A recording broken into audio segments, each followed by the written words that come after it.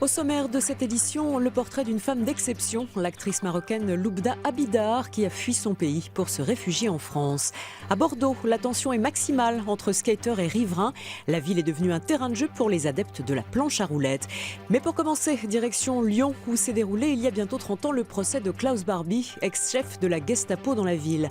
À cette occasion, la célèbre militante anti-nazie Beate Klarsfeld est venue témoigner devant des collégiens au nom du devoir de mémoire. Prêt à partir pour un voyage mémoriel, pour ces 135 collégiens rhodaniens, ce voyage débute dans cet hémicycle par la projection du procès de Klaus Barbie, le criminel nazi. L'audience est reprise. Ça m'embête d'en parler parce que mes frères et sœurs sont dans la salle. Et ça va leur faire mal. Moi, le film, ça m'a beaucoup touchée avec le témoignage des gens. Ils expliquent leur parcours et puis ils sont vraiment touchés et c'est horrible ce qui leur est arrivé. Invitée exceptionnelle Beate Klarsfeld, avec son mari Serge, elle s'est battue pour que Klaus Barbie comparaisse devant la justice. Pour cette infatigable militante anti-nazie, cette rencontre avec ses collégiens aujourd'hui est d'abord un passage de témoin. C'est capital, bien sûr, c'est eux qui sont ceux qui défendent nos droits et notre liberté, fraternité pour demain. C'est ça, parce que nous serons vieux et puis on n'a plus la force. Et c'est aux jeunes de voir ce qui est arrivé.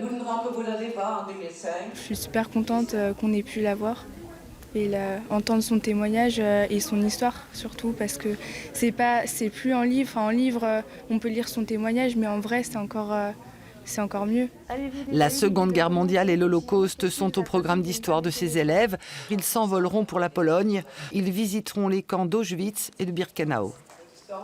On a un assez solide bagage, donc on peut comprendre, on connaît le contexte, donc ce sera plus facile pour la visite. Donc le but, ça va être de canaliser ses émotions et qu'ils comprennent qu'on peut laisser parler son émotion, mais il faut être capable d'analyser aussi, je dirais, les faits historiques. Rien ne va plus entre les skateurs et les riverains du centre-ville de Bordeaux. Les premiers voient la ville comme un terrain de jeu et les seconds se plaignent de nuisances sonores. La mairie tente de trouver des solutions. Il y a des sons qui font partie du paysage sonore depuis des millénaires, d'autres plus récents auxquels les riverains ont du mal à s'habituer. Michel Crochet a une vue imprenable sur l'une des plus belles places de Bordeaux, mais les skateurs apprécient aussi l'endroit malgré l'interdiction. Ce sont des bruits répétitifs, très violents, très stressants, qui du matin jusqu'au soir nous gâchent la vie. Bordeaux est en passe de devenir la capitale européenne du skate grâce à des films diffusés sur les réseaux sociaux. Les skateparks ne suffisent pas, la ville est un terrain de jeu malgré les 69 € d'amende encourue. Beaucoup de gens se prennent des amendes parce qu'ils skatent les spots et qu'ils n'ont pas forcément le droit. Et après les flics en général, quand ils leur disent l'amende, ils prennent la fuite, les skateurs, ça leur arrive. La pratique du skateboard sera donc autorisée pour 3 mois sur 7 places de la ville, le mercredi et le samedi de 11h à 20h. Une expérimentation pire que tout pour les riverains. Il y a aujourd'hui à peu près 3500 skateurs potentiels sur la métropole. Imaginons que même 5 ou 10% de ces skateurs veuillent venir faire du skate sur cette place. Quand vous aurez ici 20, 30, 40 skateurs, non seulement vous allez avoir la nuisance du bruit, qui est reconnue par tout le monde, et d'autre part, vous allez faire prendre des risques quand même à tous les utilisateurs de la place. Les représentants de la communauté skate vont faire passer le message. On essaie de trouver des solutions, nous on est vraiment ouverts, on n'est pas des délinquants. Nous on va pousser derrière pour que ça se passe bien, pour que les skateurs comprennent que si ça se passe bien, ils vont comprendre tout de suite qu'on est intelligent et qu'on peut peut-être arriver à avoir un peu plus. Autre solution envisagée, dédier une place et une seule à la pratique du skate tous les jours de la semaine. Fin de l'expérimentation au mois de juin.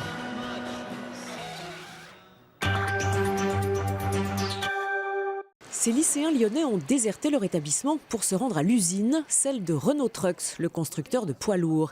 Élèves en filière sciences et technologies de l'industrie et du développement durable, ils découvrent le monde de l'entreprise lors d'une immersion complète d'1 semaine. Chaque jour, les cours sont assurés par des salariés de la société. On passe de la théorique à la pratique et ça change tout. On va trouver des applications directes de ce que l'on fait en classe et pour les élèves, c'est très vivant.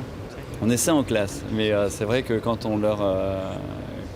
les élèves sont confrontés à des formules, voilà, ils ne voient pas forcément la réalité qu'il y a derrière. Là, c'est du concret. Et il y a des personnes qui nous ont parlé, qui travaillaient avec des ingénieurs qui elles-mêmes ne sont pas ingénieurs et qui regrettaient de ne pas avoir poussé plus loin leurs études et de ne pas avoir donc, le salaire qui suit. Et elles gagnent moins et elles disent qu'elles regrettent à leur âge qu'il est trop tard. Donc oui, ça nous motive un peu à travailler plus. Faire tomber les barrières entre l'école et l'entreprise et permettre aux jeunes de découvrir des filières qui recrutent. C'est l'objectif de ce partenariat entre le groupe Volvo et ce lycée professionnel. L'expérience est menée avec succès depuis 4 ans. Des gains économiques rapidement. Elle a fui le Maroc pour se réfugier en France. L'actrice Loubna Abidar a fait scandale dans son pays en incarnant une prostituée dans le film Much Loved. Face aux menaces, elle a préféré partir. Elle vit aujourd'hui au Mans et a sorti un livre sur son histoire.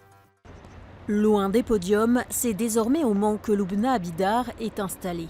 Cette actrice marocaine a été révélée au niveau international en 2015 dans le film Much Love de Nabil Ayouch. Dans ce long métrage, elle joue le rôle d'une prostituée à Marrakech, une prestation qui lui a valu plusieurs prix, mais aussi des menaces et des agressions. C'est très difficile qu'on voit une femme musulmane arabe nue devant une caméra. Ils n'acceptent pas. Les dialogues, c'était très cru, très vrai. En fait, le film était vrai. Et des fois, la vérité, ça choque. Ils étaient très choqués. Pas question pour Loubna de baisser les bras. Elle continue de développer des projets. Ce mercredi, elle dédicaçait son livre « La Dangereuse » sorti en 2016. Dans cet ouvrage, elle parle de sa vie et de la difficulté pour les femmes de trouver leur place dans le monde arabe. C'est un livre qui donne beaucoup de courage. Et comme vous voyez tout à l'heure, il y avait des gens qui viennent pour me demander est-ce que je puisse communiquer avec leurs filles ou avec leurs femmes qu'ils étaient des victimes de violences, par exemple. J'ai envie de dire et faire comprendre qu'il n'y a pas une journée pour les femmes, c'est toute l'année la femme. Et les droits des femmes, ce n'est pas seulement un seul jour, c'est tous les jours. Et voilà, il faut donner des droits à nous-mêmes d'abord, parce qu'il y a beaucoup de femmes qui n'ont même pas compris leurs droits, c'est quoi aujourd'hui. Le sexe féminin, un sujet inépuisable pour Loubna. Elle réalise actuellement un documentaire sur les femmes marocaines. Il devrait sortir l'année prochaine.